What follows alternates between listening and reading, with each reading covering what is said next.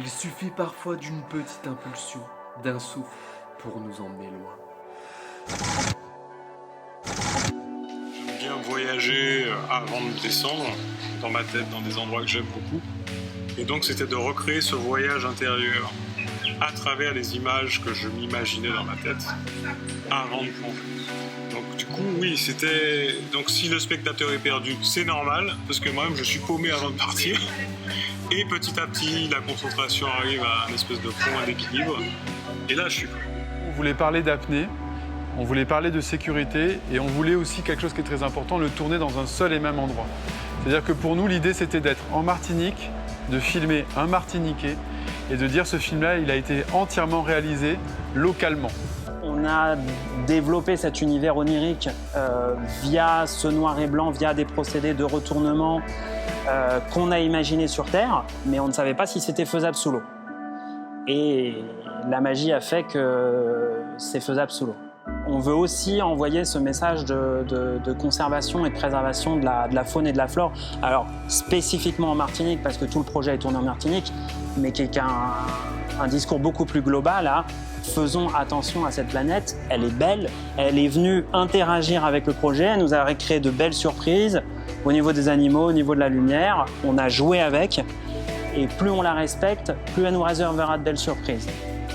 Alors je me présente, je m'appelle Sidney Régis, j'ai 40 ans, je suis un apnéiste et photographe martiniquais et je travaille en ce moment sur plusieurs projets, notamment un projet photographique autour de séries qui explorent l'eau et la lumière sous l'eau. Et également, je mène un projet qui s'appelle We Were Water and Air, qui consiste à reconnecter les gens à la valeur essentielle de l'eau et de l'air à travers le monde, dont le symbole est ce petit symbole que vous voyez dans le film, que j'ai baptisé hydrocaédron, qui est la conjonction de l'air et de l'eau, et qui permet de donner une forme à l'air et à l'eau à travers le monde.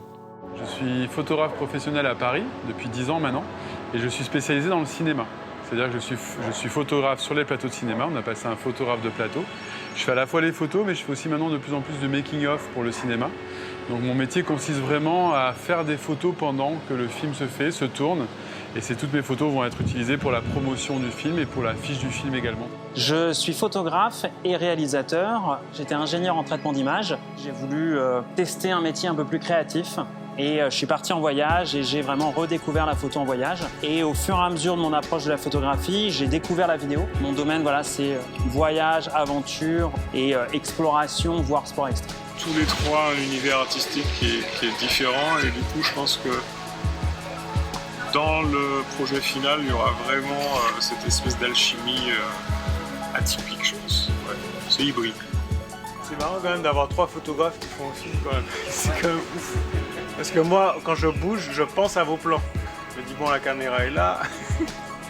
L'état d'esprit du projet, c'est 3 personnes qui arrivent chacun avec leurs idées et qui sont à l'écoute des autres et qui vont dire « Ok, comment on va mixer tout ça ? Mais on va y arriver. On va mixer tous ces univers-là et ça va donner quelque chose de cohérent. » Et c'était pas gagné. On avait tous des propositions différentes. Moi, je tenais à de l'éclairage sous-marin. Christophe tenait à son noir et blanc. Sidney tenait notamment à un objet qu'il a créé et on s'est dit ok, faut que tout ça rentre et chacun était très à l'écoute des propositions des autres. Il y a eu des jours où on a eu des ratés, clairement, il y a eu des choses qu'on a filmées qui n'étaient pas bonnes, on a eu des essais qui n'étaient pas concluants certains jours, on a été confronté à la météo, c'est difficile de tourner en mer, il y a la pluie, il y a le vent, il y a les courants, il y a l'eau claire, l'eau pas claire. Donc on s'est retrouvé très rapidement confronté à ces difficultés-là et au peu de temps que l'on avait. Donc là, par exemple, on est confronté à un problème, c'est qu'on a notre plan de fin qu'on n'arrive pas à tourner. C'est-à-dire qu'on a la météo qui n'est pas avec nous, on a un jour où il y a Sidney qui a une oreille qui passe un peu moins bien. Donc du coup, on est confronté à ça. Donc toutes ces difficultés, on ne les avait pas imaginées avant de partir. Petit à petit, plus on avançait dans le temps, plus les conditions étaient chouettes. Vous voyez que les gars, ils voulaient aller vite faire les plans.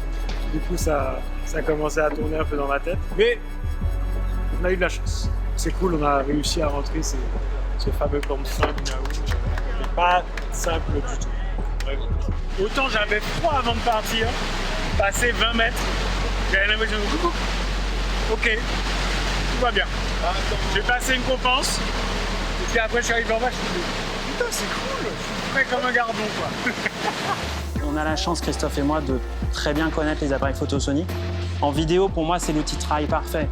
C'est suffisamment petit et compact pour qu'on puisse justement l'emmener là où on veut.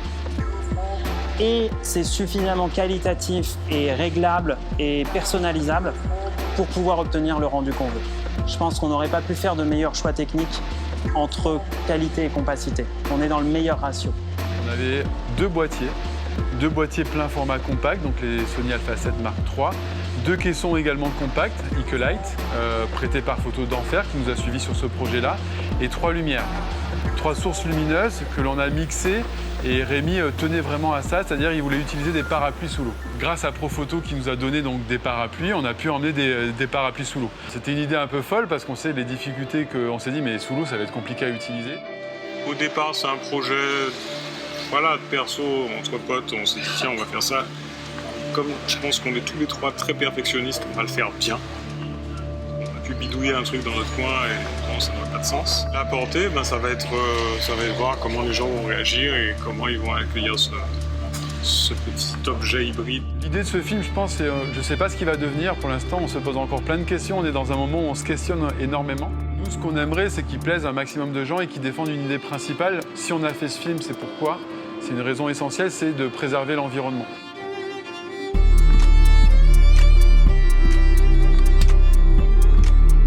Je connais pas le slip jaune. C'est une couleur extraordinaire. C'est du vert fluo. Donc là, t'as une tête de con. Hein? Et ensuite, tu passes les bras.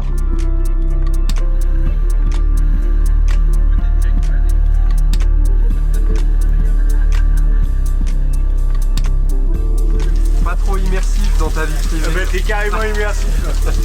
C'est vie ma vie. C'est un peu trop là. Vis ma vie de Jean-Chi, quoi. Vis ma vie que c'est pas facile. cette nuit, je serai à côté de lui dans le... Ça va? C'est comme ça. Tu fais des insomnies parce que tu penses au tournage. Ah, les trucs horribles. Si vous avez apprécié cette vidéo, abonnez-vous et n'oubliez pas le petit pouce bleu. À bientôt.